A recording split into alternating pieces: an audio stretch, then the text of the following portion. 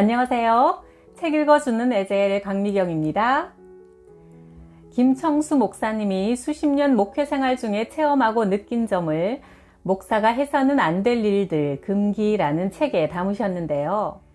우리가 어떻게 좀 더 바르게 신앙생활을 해야 할지 한번 배워볼게요. 친구 목사는 신학교를 하나 꼭 운영하고 싶어 했다. 얼마 후 누군가의 소개로 신학교 이사장이라는 목사를 초청해 부흥회를 했다. 그런데 그 목사의 설교를 듣고 친구는 목사의 설교에 약간 문제가 있다며 찜찜해했다. 그럼에도 불구하고 친구는 그 목사의 신학교에 상당한 금액의 후원금을 내고 학생이 고작 100명도 되지 않는 신학교의 학장이라는 명예를 얻었다. 이사장 목사가 친구에게 말했다. 신학교 학장이신데 학위가 없었어야 되겠습니까? 미국에 내가 잘 아는 신학교가 있는데 아주 좋은 학교입니다. 이미 목사님의 이야기를 듣고 명예 박사 학위를 주기로 약속을 받아 놓았으니 한번 다녀오시죠. 아니 목사님, 제가 어떻게... 저는 영어도 잘 못하는데요. 영어 안 하셔도 됩니다. 그 학교는 한국 사람들이 운영하는 학교입니다. 그래서 친구는 부랴부랴 박사 가운을 만들고 미국에 가서 명예 박사 학위를 받았다.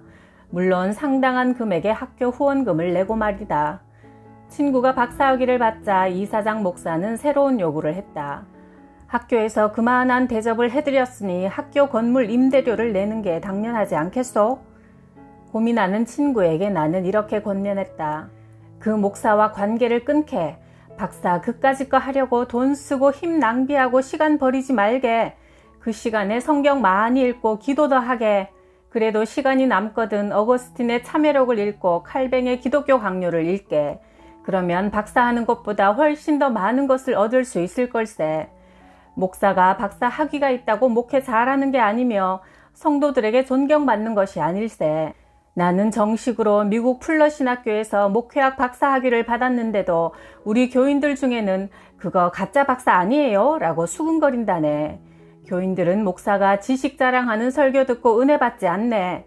목사가 오직 예수님 자랑하고 십자가 자랑하고 하나님 은혜를 경험한 것을 자랑할 때 그 목사를 존경하고 사랑한다네. 그래도 그는 박사 학위와 신학교 학장 자리에 미련이 남아 어느 집사에게 간청하여 1,000만 원을 헌금받아 학교 운영비를 냈다. 친구는 늘 피곤하고 가슴과 머리가 아프다고 호소하더니 어느 날 갑자기 쓰러져 반신불수가 되어버렸다. 그는 목사직도 학장직도 다 내려놓고 병과 싸워야 하는 신세가 되고 말았다. 그 친구는 잘 나갈 때 언제나 총회에서 힘있는 목사들만 초청하여 자기 교회에 세웠고 힘없는 우리 친구 목사들은 한 번도 부르지 않았다. 그렇게 권력과 명예를 얻으려고 애쓰더니 결국 그는 그 모든 것을 잃고 쓰러졌다. 강단은 하나님이 목사에게 맡기신 참으로 신성한 곳이다. 그 강단에서 목사는 오로지 순수하게 하나님의 말씀을 성도에게 전해야 한다. 그 외의 것을 얻기 위해 강단을 이용할 때 그 결말은 비극이 된다. 사도 바울은 이렇게 말했다. 우리가 전하는 것은 사람의 지혜에서 배운 말이 아니라 성령께서 가르쳐 주시는 말이라. 신령한 것으로 신령한 일을 설명하는 것이라. 고린도전서 2장 13절. 나는 목회하면서 돈 때문에 많은 고난을 겪었다. 교회를 개척하고 얼마 안 되어 예배당 건축을 시도할 때 필요한 자금은 터무니없이 부족하고 교인들 중에 이 문제를 해결할 사람이 없어 할 수 없이 상호 신용금고에서 높은 이자를 주고 상당 액수의 돈을 빌려 교회를 지었다. 그러나 교회는 생각대로 성장하지 않았고 빌려온 돈을 갚을 길이 막막했다. 이자도 제때 주지 못하자 은행에서는 빨간 색깔의 최고장을 보내기 시작했다. 고향 후배의 도움을 받아 더 높은 이자를 주고 급전을 빌려 은행 빚을 갚았지만 이번엔 사채 이자를 지불하지 못해 더 큰 곤혹을 치렀다. 모 교회 집사라는 그들은 사기꾼 목사놈 망할 놈이라고 마구 욕설을 퍼부으며 주일에도 교회까지 찾아와 난동을 부렸다. 정말 나는 견딜 수가 없었다. 내가 쓰자고 빌린 돈도 아니요. 하나님의 교회 건축을 위해 빌린 돈인데 더러운 사기꾼 취급을 당하니 눈에서 피눈물이 났다. 이런 광경을 본 교인들은 아무도 우리의 입장을 대변해주지 않고 슬금슬금 자리를 피했다. 나는 할 수 없이 이웃교회의 건물을 팔아 그들의 돈을 갚았다. 이렇게 되자 우리 교인들은 모두 흩어지고 교회는 없어졌다. 나는 지리산에 올라가 3개월 동안 하나님께 기도하며 통곡하고 울었다. 기도하니 하나님께서 내가 왜 그렇게 돈 때문에 욕을 먹으며 고초를 겪어야 했는지 깨닫게 해주셨다. 내가 하나님의 일이라는 미명하에 과분한 욕심을 부렸기 때문이다. 교회 건물이 있으면 좋겠지만 없으면 없는 대로 목사의 본질적인 사명인 하나님의 말씀 가르치는 일과 전도하는 일에 전심전력을 다했더라면 그런 일을 당하지 않았을 텐데 아직 감당할 힘이 없는데도 성전을 건축하기 위해 무리한 짓을 하다 이런 일을 당한 것이다. 교회 집사들도 아직은 때가 이르다며 건축을 반대했지만 나는 늘 건물이 있어야 교회가 크게 성장할 수 있다고 생각했기 때문에 성전 건축에 남다른 애착을 가지고 밀어붙였다. 그러나 그런 생각이 잘못되었음을 나중에야 알았다. 우리 교회가 건물이 필요한 때가 되면 하나님께서 자연스럽게 일을 추진하여 마련해 주실 것이다 생각하고 본연의 사명을 잘 감당하고 있었다면 그토록 억지 수고를 하며 돈 때문에 불필요한 고통을 당하지 않았을 것이다. 교회를 빨리 부흥시키려고 인간적인 욕심을 부리다가 결국 교회가 사라지고 말았으니 말이다.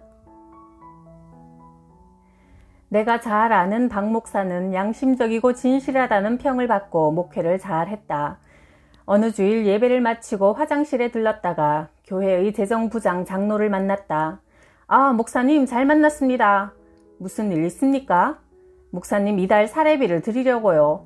그러더니 뒷주머니에 찔러넣고 다니던 돈 봉투를 꺼내주었다. 장로님, 그것을 꼭 화장실에서 이런 식으로 주셔야 합니까? 목사는 그 돈 봉투를 집어 던져버렸고 쏟아진 돈들은 화장실 바닥에 흩어졌다. 목사가 그렇게 한 이유가 있었다. 그 장로는 언제나 목사의 생활비를 무례하게 전달하여 속을 상하게 했던 것이다. 어떤 때는 다 구겨진 헌 봉투에 담아오기도 하고 어떤 때는 여러 사람이 있는 데서 마치 자기 돈을 주는 것처럼 생색내며 전하기도 하고 어떤 때는 목사 사모에게 돈을 주면서 사모님이 살림을 알뜰하게 잘 하셔야 부자로 사십니다 말하기도 했다. 목사는 이런 그의 버릇을 고칠 생각으로 그날 과격한 행동을 한 것이다.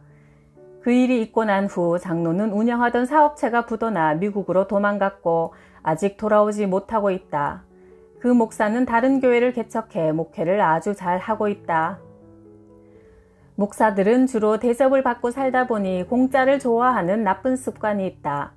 봄, 가을 대신방이나 특별한 일로 교인들을 신방하면 목사님 책 사보세요 하며 돈을 주기도 한다. 내가 젊은 목사였을 때는 그런 돈들을 모아 그들의 이름으로 주일에 감사 헌금을 해주었다. 그러나 나이가 들면서 내 주머니에 넣는 일들이 잦아졌다. 그런데 한 가지 아주 못된 생각이 나를 서서히 속물 목사가 되게 했다. 신방을 했는데 사례를 하지 않으면 섭섭한 생각이 들기 시작한 것이다. 특히 장례식이나 결혼 주례를 해주었는데도 입을 씻고 모른 채 하면 고약한 사람들이라고 생각했다. 내가 병원에 입원한 환자 성도를 방문할 때는 기도해준답시고 빈손으로 가면서 내 병문안을 온 성도가 위로금이나 선물을 가져오지 않으면 서운해했다. 그러다가 나는 이상한 목사 한 사람을 만났다. 내 오랜 친구인 옥하는 목사가 우리 아들 결혼 주례를 해주었다. 그가 담임하는 사랑의 교회는 결혼하는 사람이 너무 많아 옥 목사에게 주례를 받는다는 것을 큰 영광으로 여긴다는데 옥 목사는 친구의 자식이라고 그 바쁜 와중에도 결혼 주례를 쾌히 승낙해주고 넘치는 축복을 우리 자녀들에게 빌어주었다. 식이 끝난 후 나는 그에게 아주 작은 정성을 담아 봉투를 건네주었다. 그랬더니 옥 목사는 손을 거세게 저으면서 이게 먹고 필요 없다 가져가라 며 거절했다. 주머니에 찔러 넣어주려는 나를 확 밀치며 너 그러면 앞으로 안 본다 라며 화난 척 했다. 나는 그가 친구 일이라 거절하는 줄 알았는데 나중에 알고 보니 그는 어느 누구에게도 그런 사례는 받지 않으며 오히려 상당히 많은 금액의 축하금을 보낸다는 사실을 알고 그의 목회가 왜 그렇게 빛나는지 짐작되었다. 친구 목사가 결혼 기념일이 되어 부부 동반 여행을 했다. 둘만의 오붓한 시간을 즐기기 위해 교인들에게는 기도원에 다녀온다고 했다. 그리고 휴대폰도 가져가지 않았다. 오로지 둘만의 행복한 시간을 보냈다. 그런데 교회에서 일이 생겼다. 젊은 집사가 갑자기 교통사고를 당해 죽은 것이다. 교회에서는 목사를 백방으로 찾았으나 도무지 찾을 수 없었다. 그래서 할 수 없이 부목사의 주관으로 장례를 치렀다. 교인들은 우리 목사님은 어디 기도원을 가셨을까? 얼마나 기도를 열심히 하시느라 전화기도 안 가져가셨을까 의아해했다. 목사가 돌아왔다. 목사 부부는 아차 하고 경악했다. 큰 실수를 한 것이다. 장로들이 목사 부부의 행적을 밝혀냈다. 그리고 거짓말하는 목사는 우리 교회에 필요 없습니다 말했고 목사는 교회를 사임할 수밖에 없었다. 내가 신학교 다닐 때 여름이면 늘 슬리퍼를 질질 끌고 다니던 동료가 있었다. 그는 목사가 되어서도 여름이면 짧은 바지를 입고 소매 없는 러닝 셔츠를 입은 채 자기 집에 성도가 찾아올 때도 그런 차림으로 맞이했다. 그런데 그 친구가 어느 날부터 그런 옷차림과 몸가짐을 완전히 바꾸었다. 이유인즉 꿈에 주님이 나타나셔서 그를 몹시 책망하셨단다. 너는 나의 일꾼답게 품위 있는 옷을 입고 흐트러진 몸가짐을 바로 하라. 하나님은 출애굽기 28장에서 이스라엘 백성에게 말씀을 가르치고 그들을 대신해 제사를 드리는 제사장들에게 정해진 옷을 입고 임무를 수행하도록 명령하셨다. 그리고 그 옷을 사람을 거룩하게 하는 옷이라 말씀하셨다. 목사가 강단에서 가운을 입는 것이나 성가대가 성가대복을 입고 찬양 드리는 것도 같은 의미가 있다. 이 시대의 목사를 구약의 제사장과 동일하다고 할 수는 없지만 앞에서 지도하는 사람은 그에 어울리는 단정한 옷차림과 몸가짐으로 은혜를 끼칠 필요가 있다. 친구 중에 경영학과를 졸업한 목사가 있다. 조직 관리 기술이 뛰어나 교회를 개척한 후 사무실에 거대한 교회 조직표와 연간 계획표를 치밀하게 그려놓고 그 계획표에 따라 설교하고 신방했다. 그 계획표에 의하면 그의 개척교회는 10년 안에 수많은 기구를 거느린 대형교회가 되어야 했다. 그러나 어찌된 일인지 그의 이상 속 교회는 제대로 실현되질 못했다. 나도 한때 유명한 교회 행정가 목사님이 쓴 교회 행정학이라는 책을 몇 번씩 읽고 그의 교회 행정 이론에 따라 목회를 했는데 이상하게 잘 되지 않았다. 몇 번의 시행착오 끝에 나는 깨달았다. 목사에게 가장 중요한 것은 성도나 교회 재정, 조직을 관리하는 목회 기술이 아니라 목사 자신이 전인격적으로 하나님의 말씀대로 헌신된 삶을 사는 것이다. 하나님은 그런 착하고 충성된 종을 통해 살아 운동력 있는 말씀을 전하시고 그런 설교는 성도들의 심령과 골수를 찔러 쪼개어 그들을 변화시킨다. 주님을 닮아가는 목사가 성도들에게 존경을 받으면 교회는 특별한 테크닉이나 시스템이 없어도 자연히 성장한다. 우리 교회에 신앙생활을 시작한 지 2년쯤 되는 여성도가 있다. 그 남편은 불신자로 교회 열심히 다니는 아내가 못마땅해 늘 핍박했다. 여성도는 하나님과 남편 사이에서 방황하며 믿음이 흔들렸다. 나는 그녀가 남편을 감동시키기 위해서는 먼저 은혜를 받아야 한다고 생각하여 남편이 출장을 간 어느 여름 다른 교인 30여 명과 함께 한월산 기도원으로 데려갔다. 며칠 후 저녁 집회 중 통성 기도를 하는데 그 여성도가 강력한 성령님의 임재로 갑자기 몸을 뒤틀더니 쓰러져 반쯤 가사 상태에 빠졌다. 그녀는 밤새 깊은 잠을 자고 아침에 일어났다. 그리고 사람이 완전히 달라져 버렸다. 하나님의 사랑에 감동되어 기쁨과 은혜가 넘쳤으며 기도원에서 돌아와서는 교회 섬기기와 말씀 읽고 기도하기에 온 힘을 쏟았다. 가정에서도 남편을 잘 섬기며 참고 견디더니 1년쯤 뒤에 남편과 친정 식구 시부모님을 모두 하나님께 인도하는 놀라운 열매를 맺었다. 시부모님은 며느리에게 고맙다며 넓은 평수의 아파트를 선물로 사주기도 했다. 우리 교회 집사 중에 아주 점잖은 지식인이 있다. 그분은 신앙생활도 점잖게 했다. 언제나 근엄한 표정을 하고 설교를 진지하게 들었으며 목사를 대하는 태도도 신사적이었다. 그런데 병이 들었다. 회사 일에 너무 과로하여 간에 이상이 생긴 것이다. 의사는 간암이 될 우려가 있으므로 절대 과로해서는 안 된다고 엄중히 경고했다. 그러나 그는 과중한 책임으로 병원에 입원해 있으면서도 쉬지 못했다. 그의 아내 집사가 남편을 데리고 생전 처음으로 기도원에 갔다. 당신이 여기서 하나님을 만나야 병고침 받습니다 하며 부부는 난생 처음 산에 올라가 밤을 새워 기도했다. 그렇게 며칠을 보냈다.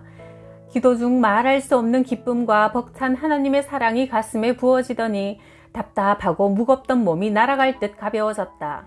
그 순간 그동안 지은 모든 죄가 낱낱이 생각나 한없는 눈물로 회개하며 아침을 맞았다. 남편의 변화되는 모습을 본 아내는 남편의 손을 잡고 울며 하나님께 감사했다. 기도원에서 돌아온 그들의 교회 생활은 완전히 달라졌다. 은혜로 충만한 얼굴은 해같이 빛나고 기쁨과 감사에 가득한 생활은 모든 성도에게 은혜를 끼쳤다. 남집사는 점잖은 교회 생활을 벗어버리고 팔을 걷어붙이고 교회 섬기는 일에 앞장섰다. 회사에서도 그는 가만히 있지 못하고 신우회를 조직해 동료들에게 복음을 전하기 시작했다. 내가 주께 대하여 귀로 듣기만 하다가 이제는 눈으로 주를 배웠습니다. 라는 욥기 42장 5절의 고백을 체험한 것이다. 일생에 한 번도 새벽 기도라는 것을 모르고 신앙생활하는 집사가 있었다. 명문 법대를 졸업하고 정부기관에 공채되어 근무하는 사람이고 부인 집사 역시 명문대학을 나와 모교의 전임 강사로 일했다. 아들이 둘이었는데 큰아이는 총명하고 건강했다. 그런데 둘째 아이가 병치레를 자주 하고 잘 자라지 못해 집사 부부는 늘 걱정이 많았다. 어느 날 아이가 밤새 심하게 아프자 아빠 되는 집사가 드디어 새벽 기도에 처음 나오기 시작했다. 아빠의 간절한 기도에 하나님이 응답하셔서 아이는 잘 자랐고 남자 집사의 믿음도 쑥 성장했다. 그 후 그 부부 집사는 내 목회에 큰 힘이 되어 주었다. 인생에 문제가 생기면 기도 안 하던 사람이 기도하게 되고 그러면 하나님이 응답하시는 것을 체험하게 되고 그러면 하나님을 사랑하는 사람으로 바르게 살아가니 이것이 고난의 유익이다. 우리가 살면서 끊임없이 크고 작은 문제를 만나는 것은 영적으로 보면 하나님께 더 가까이 다가오라는 초청장인 것 같습니다. 문제가 클수록 더욱 기도에 힘써서 하나님의 사랑과 능력을 체험하는 복으로 바꿉시다. 구독, 좋아요, 댓글에 복을 쏟아부어 주셔서 감사해요.